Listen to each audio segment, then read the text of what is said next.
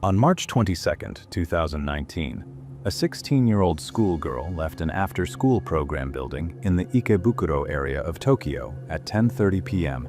and headed to the nearest 24-hour store to buy dinner. A surveillance camera recorded an unfamiliar middle-aged man approaching her, showing her something on his phone screen, after which the girl nodded and calmly left the store with him. 72 hours later, her body was found in a cheap love hotel in Saitama Prefecture.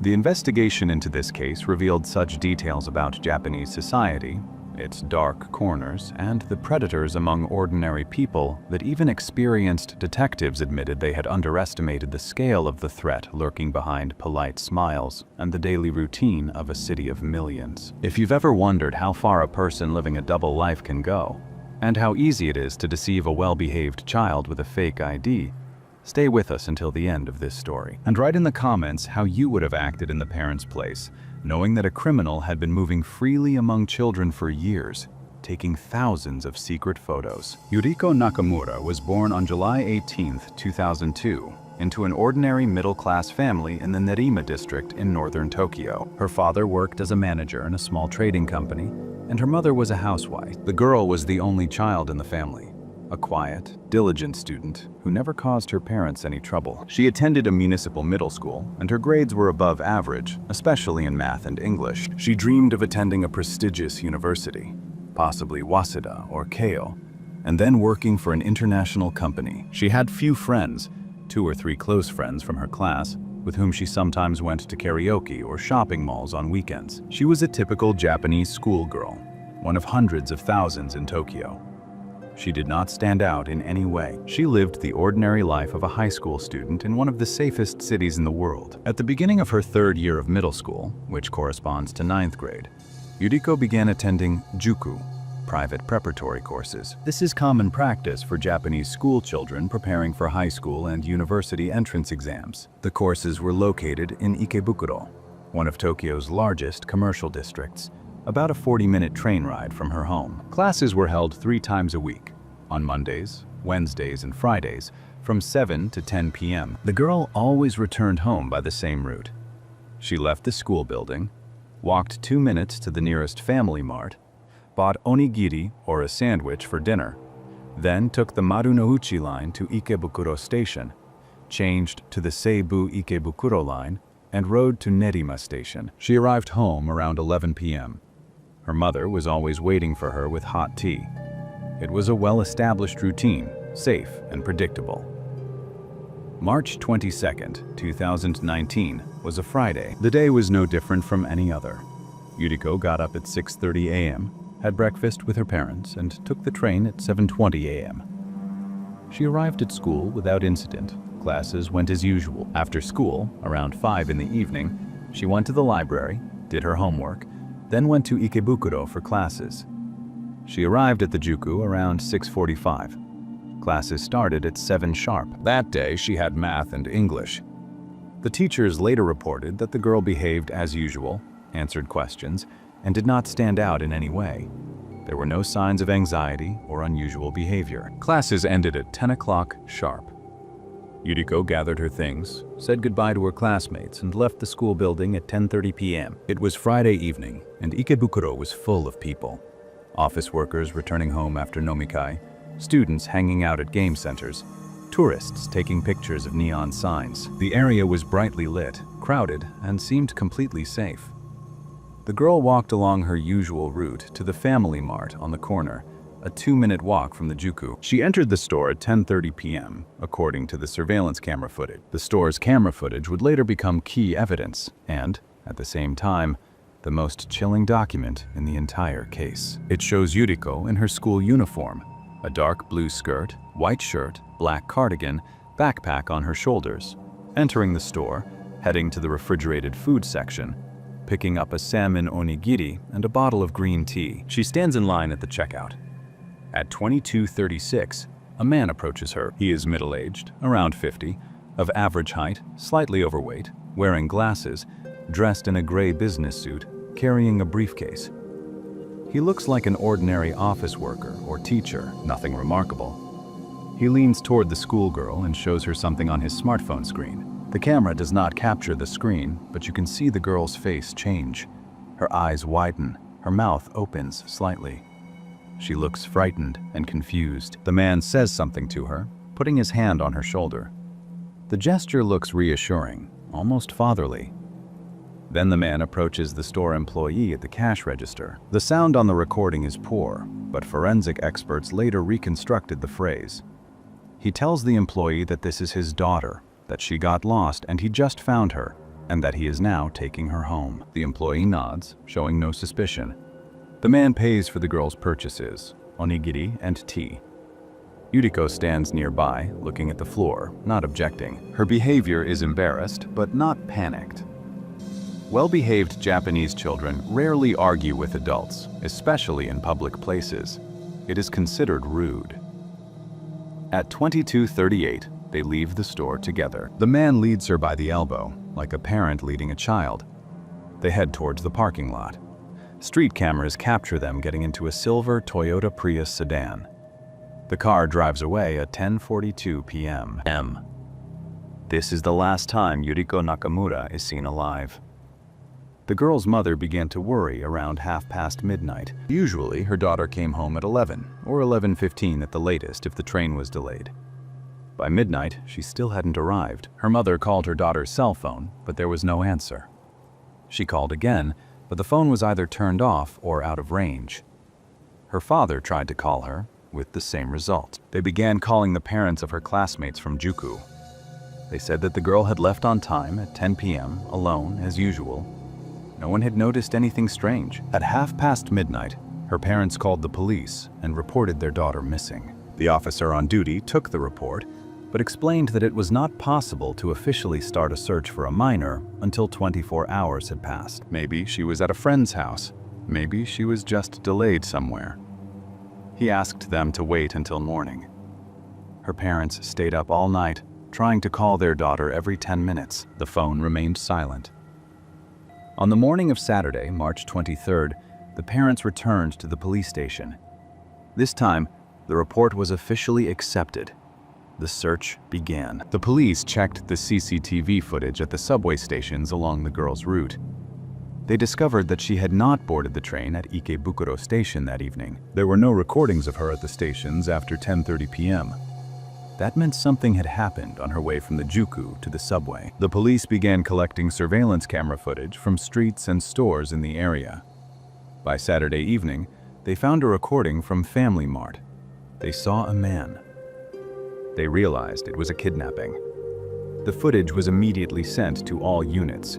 They began identifying the man and the car. The license plate number was partially visible in the footage, but it was enough to search the database. By Sunday night, March 24th, they determined that a silver Toyota Prius with that license plate number was registered to Hiroshi Yamaguchi, 52, a math teacher at a private high school in Saitama Prefecture. He lives in Kawagoe, about 30 kilometers from Ikebukuro. The police went to the address. The apartment was empty. The car was gone. Neighbors said they had seen him on Friday morning, but he had not returned since. The police broke down the door and searched the apartment. They found a computer. What they discovered on the hard drive shocked even experienced detectives. The man's computer contained tens of thousands of photos of schoolgirls. They were not pornographic, but they were extremely disturbing. The photos were taken secretly on trains, on the streets, near schools, and in stores. Close-ups of faces, feet in school socks, hands holding phones. The folders were organized by date, location, and age. Some photos had notes, names, schools, routes. The teacher had been following the girls for years, gathering information and compiling a database. Among the photos, they found several pictures of Yuriko. The earliest ones dated back to October 2018, 5 months before her disappearance. The photos were taken at Ikebukuro Station near the Juku, in that very Family Mart. The criminal had been following her for months, studying her routes, habits, and schedule. He had planned the kidnapping in advance. Files with instructions on how to make a fake police ID were also found on the computer. A scan of the finished ID was found with a photo of the suspect and a fake Tokyo Metropolitan Police Department stamp. The quality was good enough to fool the schoolgirl for a few seconds. It became clear that the kidnapper showed the girl this ID in the store, introduced himself as a police officer, said that her mother had been in a serious accident, and that he would take her to the hospital. Yuriko, shocked and frightened for her mother, believed him and went with him. In Japan, children are raised to respect adults, especially those in authority. The idea that an adult could deceive them is practically unthinkable.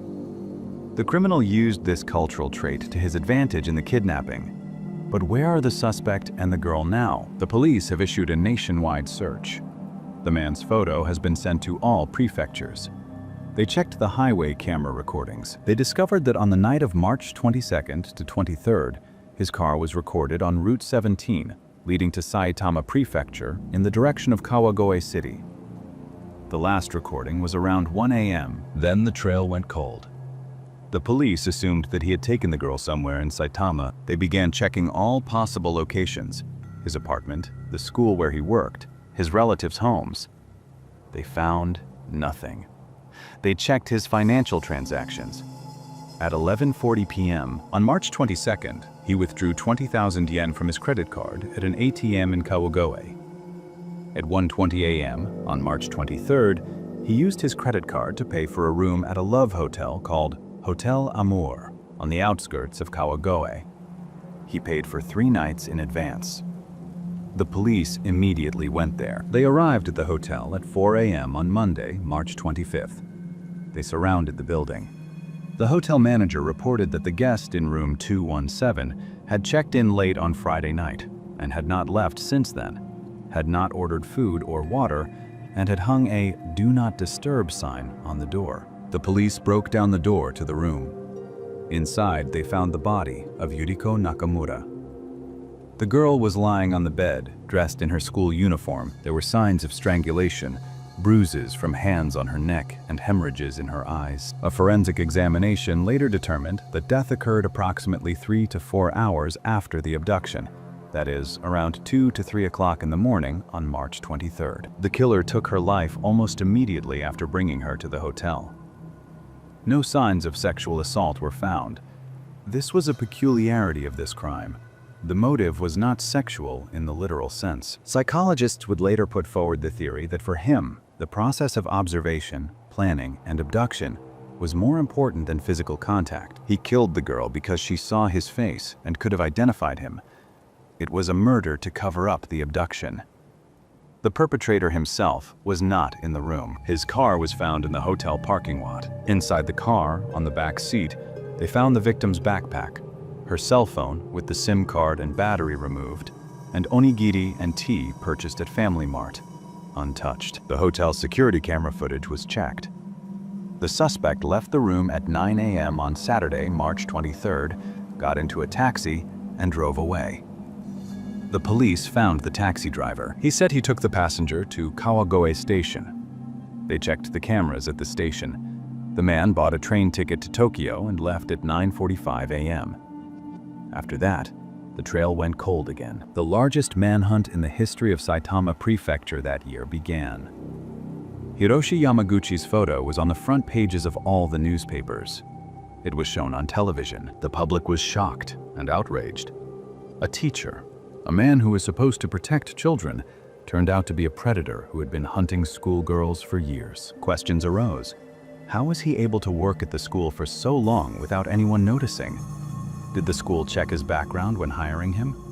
Were there any complaints from students? An investigation into the suspect's background revealed an alarming picture. He was born in 1967 in Gunma Prefecture. He graduated from a regular university with a degree in mathematics. His first job was at a municipal school in Gunma. He worked there for 3 years, from 1992 to 1995.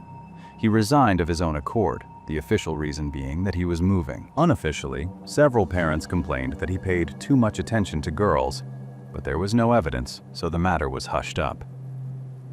His next job was at a private school in Tibet. He worked there for 5 years and resigned again of his own accord.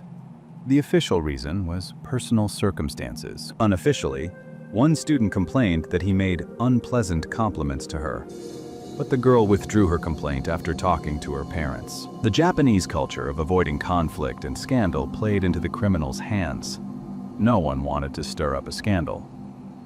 His third job was at a school in Saitama from 2005 to 2019. For 14 years, he taught mathematics to children, having access to hundreds of girls, collecting photographs, and making plans. The school principal later said in an interview that there had been no complaints about the teacher, that he was a quiet, competent teacher. But after the case was made public, several former students admitted that he sometimes looked at them strangely, stood too close to them, but they did not think much of it. He was an adult, a teacher, an authority figure. Who would have thought? The police checked all his relatives, friends, and acquaintances. His mother died in 2010. His father is alive, lives in a nursing home in Gunma Prefecture, and suffers from dementia. His ex-wife, they divorced in 2003, lives in Osaka and has had no contact with her former spouse for the past 16 years. They had no children. He had virtually no friends. His colleagues at school described him as withdrawn, polite, but unsociable. He had no hobbies, clubs, or social connections. He lived alone in a modest apartment, did not smoke, drink, or gamble. He was the ideal quiet neighbor who never attracted attention.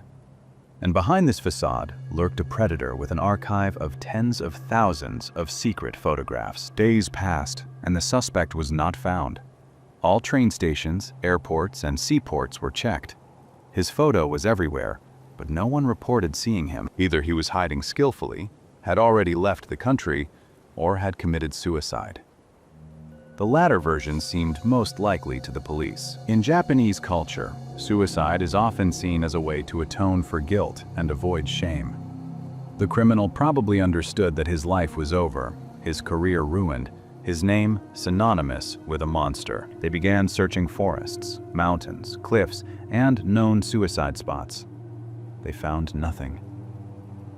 Yuriko Nakamura's funeral was held on March 28, 2019. At a Buddhist temple in the Nerima district. Hundreds of people attended. Classmates, teachers, neighbors, strangers shocked by the story. The girl's mother could not stand, and her father supported her. The principal of the Juku, where the deceased studied, gave a speech in which he said that the school would strengthen security measures and accompany students to the station. But everyone understood that this was a belated reaction. Yuriko was already dead. The coffin was closed. Her parents did not want people to see the marks on her neck. A week after the funeral, on April 5th, a tourist found the body of a man in the Aokigahara forest at the foot of Mount Fuji. Aokigahara is known as the Suicide Forest, one of the most notorious places in Japan. Every year, dozens of bodies of people who have committed suicide are found there. The body was in an early state of decomposition, and death had occurred about a week earlier. He was identified by his documents and fingerprints as Hiroshi Yamaguchi. He had hanged himself from a tree deep in the forest. A handwritten note on 2 sheets of paper was found next to the body. The content of the note was disturbing. The killer wrote that he did not regret what he had done, that it was the natural result of his desires, that society was to blame for creating a culture where men suppress their true feelings. He wrote that he had struggled with his attraction for years, but could not control it. He wrote that the girl was special, pure, innocent, that he did not want to kill her, but she saw his fear and he panicked. He asked her parents for forgiveness, but not her. He ended with the words that death was the only way out, that in the next life he hoped to be born a different person. The police did not publish the full text of the note, only a summary, but there was a leak. Journalists obtained copies, and the public was outraged. Even in death, the criminal did not take full responsibility, shifting the blame to society and circumstances. The medical examiner determined that the man died around March 25th to 26th, 2 or 3 days after the murder. This means that he came to Aokigahara Forest immediately after leaving the hotel, hid there for a day or two, and then killed himself. He probably realized that he would soon be found and decided not to wait for arrest and trial. His body was cremated without ceremony. His ex-wife refused to collect the ashes. His father, who was in a nursing home, did not understand what had happened. In the end, the ashes were handed over to the municipal authorities and buried in a common grave for unclaimed remains. No monument, no name, erased from memory. But the story did not end there. An investigation was launched into the school where the criminal worked. The investigation revealed that the principal and administration had ignored several minor complaints from female students in the past. Nothing specific, but unpleasant feelings, strange looks, overly long conversations after class. The complaints were not formally filed. The girls simply mentioned it to their parents, who spoke to the teachers, who spoke to the principal, and that was the end of it. The Japanese education system strives to avoid formal complaints and scandals, preferring to resolve issues internally. This allowed the killer to continue working. The school principal was forced to resign. Several members of the administration also resigned. The school paid compensation to several former students who filed lawsuits for psychological damage after realizing that their photos were in the teacher's collection. The police analyzed all the photos on the killer's computer. They identified more than 300 girls. They contacted their families and informed them that their daughters had been the subjects of surveillance. Many families were shocked, filed complaints, and demanded an investigation. But what could be investigated? The criminal was dead. Acts related to photography in public places are not technically criminal in Japan if personal space or private property is not violated. The killer was careful, taking pictures from a distance in a crowd. It would have been difficult to prosecute him, even if he were alive. The only serious crime was the kidnapping and murder of Yuriko Nakamura.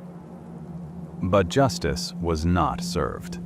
The guilty party passed sentence on himself. Society began a discussion about the safety of children. There were demands to strengthen control over teachers, introduce mandatory psychological tests when hiring, and create a centralized database of complaints about teachers so that such people could not simply move from school to school. Parliament considered several bills. Some were passed, tightening requirements for background checks on teachers and introducing mandatory certification every 5 years with verification that there were no complaints. But many critics said these were superficial measures and that the real problem was deeper, in the culture of silence, the unwillingness to cause scandals, and the priority of harmony over justice. Yuriko's parents established a foundation in her name to support educational programs on child safety. The foundation funds seminars in schools where children are taught to recognize dangerous situations, not to be afraid to refuse adults if something seems wrong, and to immediately report any suspicious contacts to their parents. Special attention is paid to teaching girls not to blindly trust adults just because they are adults. That politeness and respect are important, but safety is more important. This is a direct challenge to traditional Japanese upbringing, but the parents of the deceased insist that culture must change if it saves even one life. The girl's mother gave her only interview a year after the tragedy, in March 2020. She said that not a day goes by without her remembering the last time she saw her daughter that morning. Yuriko was eating breakfast, complaining about her heavy homework load and saying she was tired of her classes. Her mother told her to be patient, that it was important for her future. Now those words haunt her. Maybe if she hadn't insisted on the classes, if her daughter hadn't gone to Juku that evening, she would still be alive. The therapist explains that this is irrational guilt, that the criminal is to blame, not her. But a mother's heart does not listen to logic. The girl's father quit his job, unable to continue. He sits at home, caring for his wife, who takes antidepressants and struggles to get out of bed. Their lives stopped on March 22, 2019, at 10:38 p.m., the moment their daughter left that store with the monster in the guise of a teacher. The Ikebukuro district continues to live as usual. The Family Mart on that corner is open 24 hours a day, and thousands of school children go there every day to buy dinner after Juku. But sometimes, someone leaves flowers at the spot where the killer approached his victim. Store employees remove them every few days, but the flowers reappear. No one knows who brings them. Maybe it's the victim's classmates. Maybe it's strangers who were moved by her story. Maybe it's the parents of other children who think this could have happened to their daughter. The Yuriko Nakamura case is officially closed. The perpetrator has been identified as Hiroshi Yamaguchi. The motive has been established as kidnapping to satisfy perverted fantasies and murder to cover up the crime. The guilty party is dead, and there will be no trial. Justice has been partially restored, but not completely. the girl will not return. Her parents did not have the opportunity to look the killer in the eye in the courtroom and ask why. The criminal took the answers with him to his grave. Criminal psychology experts analyzed the killer's personality. They concluded that he was a classic predator planner, not an impulsive killer, but a methodical hunter. For years he gathered information, chose victims, studied routes. Yuriko was not a random victim. She was chosen deliberately, perhaps because her route was predictable, because she was always alone, because she looked particularly innocent and trusting. The predator saw her vulnerability and took advantage of it. Psychologists believe that if he had not been caught, he would have continued. The victim might not have been the last. A folder marked "Candidates" was found on the computer, containing photos of 7 other girls with details of their routes and schedules. The police contacted these families and warned them. The parents were horrified. Their daughters were on the list of next victims and did not even know they were in danger. Forensic experts noted that the perpetrator left virtually no evidence at the scene. The hotel room was booked under a false name, and paying by credit card was a mistake that he most likely did not plan, possibly panicking. DNA was found on the victim's body, but it would have been useless if he had not been identified by the camera footage. Modern investigative techniques, mass video surveillance, license plate recognition systems, and financial transaction tracking made it possible to track him down in 2 days. 20 years ago, such a case might have remained unsolved. Technology saves lives, but in Yuriko's case, technology only helped find the killer, not prevent the murder. The question remains, could it have been prevented? Were there missed opportunities? Critics of the Japanese education system point to several issues. First, the culture of conflict avoidance allowed the teacher to work for years, despite weak signals of problems. If the students' complaints had been formally recorded, if the school principals had not hushed up the problems, if there had been a centralized database, he might have been fired earlier. Second, there was a lack of psychological support and monitoring of teachers. The killer lived alone, without family, friends, or hobbies. These are classic signs of social isolation and potential psychological problems. But no one paid attention. As long as he taught math competently and did not cause any obvious problems, no one was interested in his personal life. The third factor is the vulnerability of children in the evening. After-school clubs often end at 10 p.m., and children return home alone late at night. This is the norm in Japan and is considered safe. In most cases, this is true, but monsters exist, and they know where to find vulnerable victims. After the Yuriko Nakamura case, many juku changed their schedules, moved the end of classes to an earlier time, or organized transportation for children to subway stations. Some parents stopped sending their children to evening classes. Sales of personal GPS trackers for children tripled.